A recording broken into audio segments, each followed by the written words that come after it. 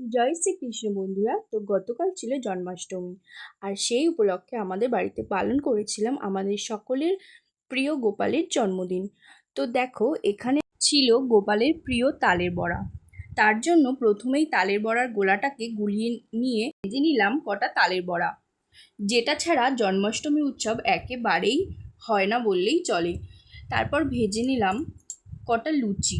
তবে আমি একা ছিলাম না, আমার সাথে ছিল আমার মামনি মানে আমার শাশুড়ি মা, আর ছিল আমার ননদ।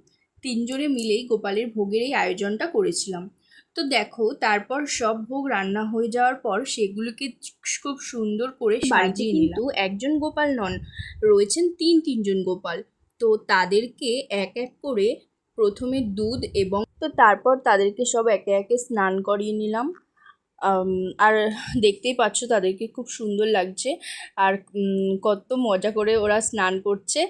আম, দেখো এখানে আমি আলতো করে গামছা দিয়ে তারপরে ওদেরকে মুছিয়ে দিলাম। এরপর তাদেরকে সুন্দর করে সিঙ্গার করিয়ে বসিয়ে দিলাম তাদের আসনে। তো দেখো কত মিষ্টি লাগছে আমার তিন গোপু সোনাদের। তিনজনেই মনে হচ্ছে আজ মন খুলে হাসছে। তাদের এই হাসি মুখটা দেখলেই যেন মনের সমস্ত চঞ্চলতা এক নিমিষে শান্ত হয়ে যায়, মন হয়ে ওঠে পবিত্র এবং উৎফুল্লময়। আর এটা কিন্তু বৃন্দাবনের খুবই একটা জনপ্রিয় পোশাক। আর এখন শুধু বৃন্দাবনেই নয়, সমস্ত বিশ্বে যেখানে যেখানে রাধাকৃষ্ণের পুজো হয় সব জায়গাতেই এই পোশাক পরা হয়।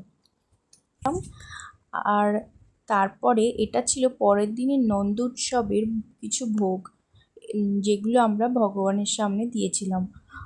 এখানে ছিল পোলাও, চাটনি, পায়েস, 5 রকমের ভাজা, আর ছিল আলুর দম। ভিডিওটা এতটুকুই ছিল, টাটা।